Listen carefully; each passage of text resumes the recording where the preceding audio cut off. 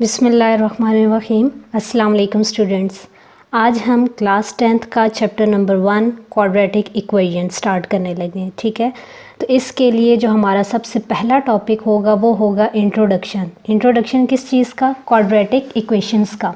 Okay, जैसे कि आपको नाम से नज़र आ रहा है कि क्वाड्रेटिक इक्वेशन यहाँ पे मेंशन है, तो सबसे पहले जो कंसेप्ट है बेसिकली वो आपके पास किस चीज़ का आएगा?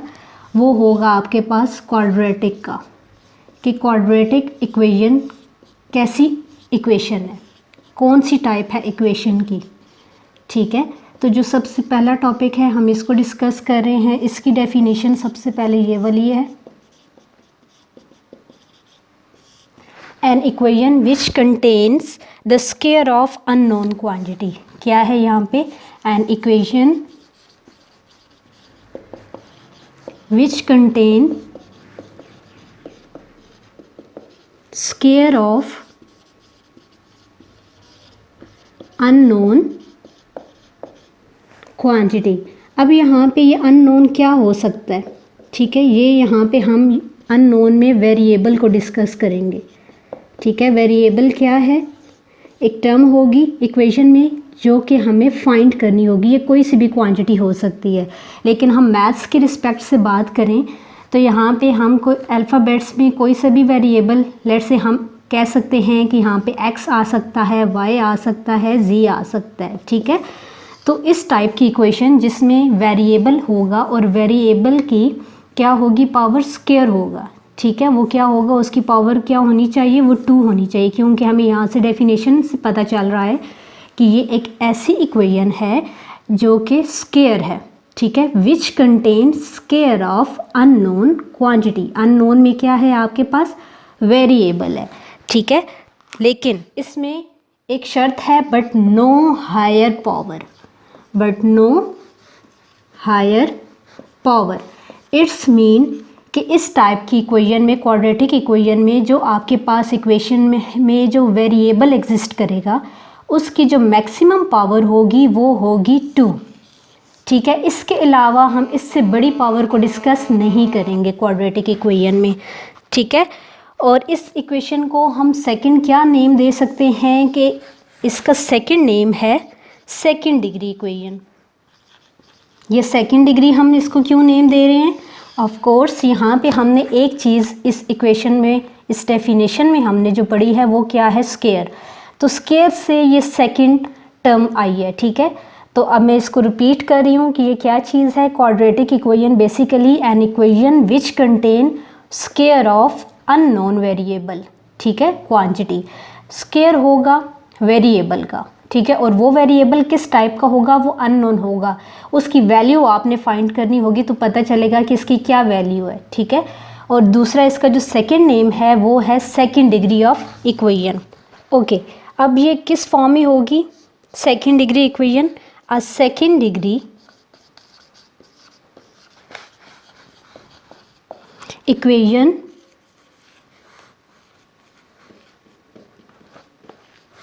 in one variable x of the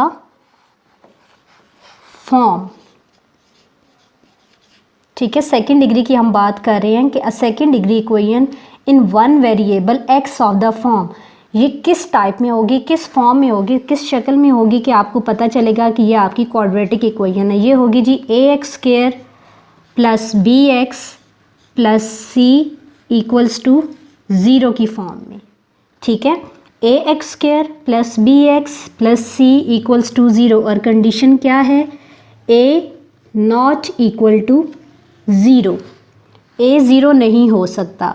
इस इक्वेशन में आप ये देखें कि ये जो इक्वेशन मैंने आपको क्वाड्रेटिक के बारे में बताया है वो क्या है कि उसमें वेरिएबल एग्जिस्ट करेगा और वो कैसा होगा? स्क्वायर होगा, मीन सेकंड डिग्री इक्वेशन है। तो आप इसमें से देख लें कि ये किस डिग्री की इक्वेशन है? ये सेकंड डिग्री, क्योंकि वेरिएबल की यहाँ पे जो हाईएस्ट पावर है वो है 2। ठीक है, और x यहाँ पे क्या है हमारे पास? ये हमारे पास वेरिएबल्स हैं। ठीक है, यहाँ पे ये आपके पास जो x है ये क्या है? ये वेरिएबल है। इट मीन कि ये आपके पास अननोन क्वांटिटी है, आपने इसी को फाइंड आउट करना है, ठीक है। और ये ए, बी और सी क्या शो कर रहे हैं, ये ए है जी कोफिशिएंट ऑफ एक्स स्क्वायर, ये बी क्या है, ये भी आपके पास कोफिशिएंट है किसका, एक्स का, और ये जो सी है आपके पास, ये आपके पास एक कांस्टेंट टर्म है, ठीक है। और कंडीशन मैंने आपको बताई है कि यहाँ पे a not equals to 0। Reason क्या है, ये देखें, आप वापस इस क्वाड्रेटिक इक्वेशन में आए, अगर यहाँ पे हम a को ही 0 कंसिडर कर लें, ठीक है, तो हमारे पास ये तो एक्स स्क्वायर मौजूद ही नहीं होगा, इट्स मीन हमारे पास ये सेकंड डिग्री इक्वेशन तो होगी नहीं, ठीक है। ये देखें, ये फिर किस फॉर्म की हो जाएगी, अगर हम a को 0 कंसिडर कर लें, ठीक है, 0 plus B x plus C equals to 0, तो क्या ये अब क्वाड्रेटिक इक्वेशन बना रहा है, नो, ठीक है। रीज़न क्या है, क्योंकि हमारी वो कंडीशन सेटिस्फाई नहीं हो रही है, an equation which contain square of unknown quantity. अब अननोन क्वांटिटी तो हमारे पास है, ये अननोन है, बट यहाँ पे क्या इसका स्क्वायर है, नहीं, ठीक है, तो ये हमारे पास क्वाड्रेटिक नहीं है। समझ आ गई है, ए और बी कोफिशिएंट्स हैं और सी आपके पास कांस्टेंट है, जबकि ये जो तीनों नंबर होंगे ए, बी, सी, ये कौन से नंबर होंगे, रियल नंबर्स होंगे। और रियल नंबर्स क्या होते हैं जी, ये यूनियन होता है रेशनल और इरेशनल नंबर का। Clear to you? ओके, अब हम डिस्कस करते हैं जनरल और standard form of quadratic equation. देखिए, जनरल और स्टैंडर्ड फॉर्म क्या है सेकंड डिग्री इक्वेशन की, this one, a x square plus B x plus C equals to 0। जब भी इस फॉर्म में आपके पास इक्वेशन आएगी तो आप इसको कह सकते हैं कि ये आपकी जनरल या स्टैंडर्ड फॉर्म है। क्लियर? हाँ, अगर आप देखें, आप इसको ऐसे लिखें, A x square plus B X, और इस सी को हम राइट साइड पे शिफ्ट कर दें तो ये बन जाएगा माइनस सी। अब इस कंडीशन में ये हमारे पास स्टैंडर्ड फॉर्म नहीं है। क्यों? स्टैंडर्ड फॉर्म यहाँ पे मैंने आपको ये बताई है कि जनरल और स्टैंडर्ड फॉर्म क्या है, वो ये वाली फॉर्म है, A x square plus B x plus C equals to 0, ठीक है। राइट साइड पे आपके पास 0 है, ओके, और यहाँ पे आपके पास ये देखें कांस्टेंट या कोई भी नंबर आ गया, तो इस फॉर्म में इक्वेशन आपके पास ये स्टैंडर्ड फॉर्म नहीं है। इसको स्टैंडर्ड फॉर्म में बनाने के लिए आपको दोबारा क्या करना पड़ेगा, ये वाला स्टेप रिपीट करना पड़ेगा। माइनस सी को आप इधर ले जाएं तो ये प्लस सी बन जाएगा, और इस सूरत में ये क्या हो जाएगी आपके पास, जनरल या standard form of quadratic equation. Okay, अब इसके हम एग्जाम्पल देखते हैं।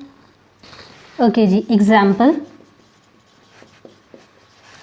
अगर आपके पास इक्वेशन है quadratic equation of course x square plus 7x minus 6 equals to 0, तो ये देखें, ये सारी आपके पास क्वाड्रेटिक इक्वेशन वाली कंडीशन सेटिस्फाई कर रहा है कि आपके पास जो अननोन क्वांटिटी है उसका स्क्वायर होना चाहिए। तो ये यहाँ पे आपके पास अननोन क्वांटिटी, जिसको आप क्या कह सकते हैं, ये आपके पास वेरिएबल है।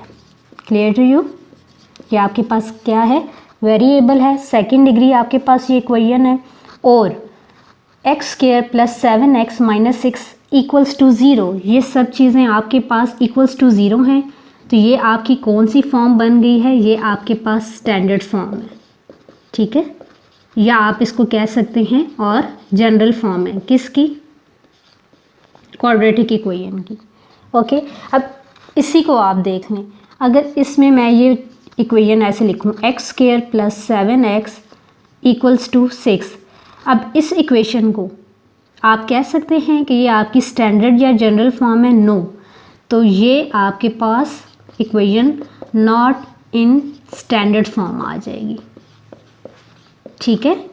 जब भी आपसे ये क्वेश्चन किया जाएगा कि आप बताएं कि क्वाड्रेटिक इक्वेशन की स्टैंडर्ड फॉर्म है कि नहीं, ठीक है, तो आपने ये चीज़ ज़रूर देखनी है कि जब ये तीनों चीज़ें इक्वल्स टू 0 होनी चाहिए, ठीक है, तब ये स्टैंडर्ड फॉर्म बनेगी। अदरवाइज़ ये स्टैंडर्ड फॉर्म नहीं है अगर यहाँ पर आपके पास राइट साइड पे कोई नंबर आ गया एक्सेप्ट 0 के। क्लियर? ओके, अब हमारे पास नेक्स्ट जो आ जाता है वो है प्योर क्वाड्रेटिक इक्वेशन ठीक है, एंड लीनियर इक्वेशन। अब हम इसको डिस्कस करते हैं। ठीक है, तो सबसे पहले हम अपनी क्वाड्रेटिक इक्वेशन लेंगे। क्या है जी हमारी क्वाड्रेटिक इक्वेशन की basic form ax² plus bx plus c equals to 0। अब ये प्योर कैसे बनेगी, प्योर क्वाड्रेटिक। प्योर क्वाड्रेटिक के लिए अगर हम b को 0 कंसीडर कर लें, ठीक है, ये जो इक्वेशन है, लेट्स से मैं इसको नाम दे देती हूँ इक्वेशन 1, और इसमें मैं कहती हूँ कि put b equals to 0 in equation 1। तो आपकी इक्वेशन 1 क्या बन जाएगी, ये देखें, ये बनेगी ax² प्लस bx। b अगर 0 है तो ये टर्म पूरी ख़त्म हो जाएगी। क्यों, जब भी 0 किसी नंबर से मल्टीप्लाई होता है तो वो 0 ही रहेगा। तो आपके पास जो रह जाएगा वो ये वाली फॉर्म है ax² plus c equals to 0। ये आपने क्वाड्रेटिक इक्वेशन को प्योर क्वाड्रेटिक बना दिया है। ठीक है, प्योर कैसे बनेगी, जब आप b को 0 रख लें। इससे क्या है स्टूडेंट्स, ये देखें, आपके पास अननोन क्वांटिटी तो मौजूद है लेकिन उसकी पावर क्या है, 2 है। उसके साथ साथ हमारे पास अननोन क्वांटिटी जो कि पावर 1 में थी, ठीक है, जो वेरिएबल x है, ये अब हमारे पास नहीं है। जब ये वाली टर्म बीच से आप निगलेक्ट कर दें, मिस कर दें, ठीक है, तो ये आपके पास क्या बन जाएगी, ax² प्लस c। ये मिड वाली टर्म ही आपके पास जब एग्जिस्ट नहीं करेगी तो ये आपकी कौन सी फॉर्म बनेगी, ये आपके पास बनेगी प्योर क्वाड्रेटिक फॉर्म। ठीक है, अब एक एग्जांपल से मैं आपको बताती हूँ प्योर क्वाड्रेटिक कौन सी फॉर्म है। ओके, एग्जांपल देखिए, x² माइनस 16 इक्वल्स टू 0। अब ये आपके पास कौन सी फॉर्म है, प्योर क्वाड्रेटिक फॉर्म है। ठीक है, ये क्वाड्रेटिक फॉर्म नहीं है। क्यों, देखिए उसके लिए क्या होना चाहिए, यहाँ पे x होना चाहिए। अगर यही चीज़ x² minus 16x plus 6 late से अगर ये है तो ये अब क्या आपके पास जनरल या स्टैंडर्ड फॉर्म या क्वाड्रेटिक इक्वेशन। और जब ये वाली चीज़ ही हमने इसमें से कैंसिल कर दी, ठीक है, पीछे आपके पास जो अननोन क्वांटिटी है वो उसका स्क्वायर और प्लस कोई भी कांस्टेंट आपके पास रह गया है, तो ये आपकी कौन सी फॉर्म बनेगी, ये आपकी प्योर क्वाड्रेटिक फॉर्म है। इसी तरीके से आप एक और एग्जांपल देखें, let's say 4x² equals to 7। तो ये भी क्या है आपके पास, प्योर क्वाड्रेटिक है। क्यों, सेम वही चीज़ कि क्योंकि यहाँ पे देखें हम स्टैंडर्ड या जनरल की बात नहीं कर रहे। अगर उसमें करते तो उसके लिए तो मैंने आपको बताया है कि तमाम चीज़ें ax² plus bx plus c equals to 0। हम यहाँ पे अभी बात कर रहे हैं प्योर क्वाड्रेटिक की। ठीक है, अब उसमें एक चीज़ आपको के लिए ज़रूरी है x² वाली टर्म, ठीक है, मीन वेरिएबल सेकंड डिग्री होना चाहिए, तो वो आपके पास मौजूद है। आपको वेरिएबल की पावर 1 वो क्वांटिटी आपको ज़रूरत नहीं है, तो ये उसी फॉर्म में है ना। तो ये आपके पास क्या है, प्योर क्वाड्रेटिक इक्वेशन। क्लियर। इसके बाद जो हमारी सेकंड है वो क्या है जी, लीनियर इक्वेशन।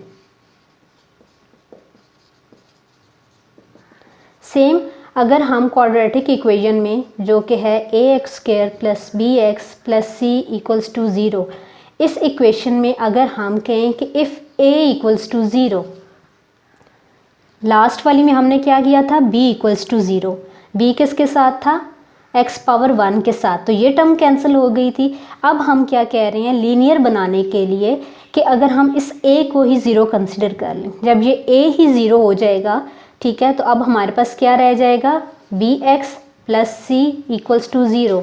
मीन्स कि अब हमारे पास जो अननोन क्वांटिटी या आप वेरिएबल कह लें वो क्या है, विद द पावर 1। और जब पावर 1 होती है तो वो क्या होती है, वो बनाती है लीनियर फॉर्म। तो ये आपकी क्या है जी, ये आपकी लीनियर इक्वेशन है। आपकी क्या है, ये लीनियर इक्वेशन है। ठीक है, ओके, इसको आप ये भी कह सकते हैं कि अगर हम ax² plus bx plus c equals to 0 में a को 0 कंसिडर करें तो it reduces to linear equation. Clear. अब इसकी एग्जांपल देख लेते हैं। जैसे ये देखें 2x प्लस 7 इक्वल्स टू 0, ये आपके पास कौन सी फॉर्म है, लीनियर इक्वेशन की फॉर्म है। 3x इक्वल्स टू -7, ये भी आपके पास कौन सी फॉर्म है, ये भी आपके पास लीनियर इक्वेशन है। ओके स्टूडेंट्स, आज तक का जो हमारा टॉपिक था इंट्रोडक्शन वो कंप्लीट हो चुका है। आपने इसमें से एग्जांपल्स देखनी है, एग्जांपल्स करनी है, इसको रीड आउट करना है ताकि आपको रिकॉल हो जाए ये सब चीज़ें, ठीक है।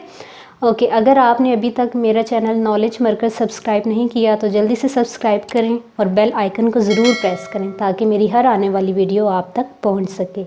ओके जी, अपना बहुत ख्याल रखिएगा। अल्लाह हाफिज़।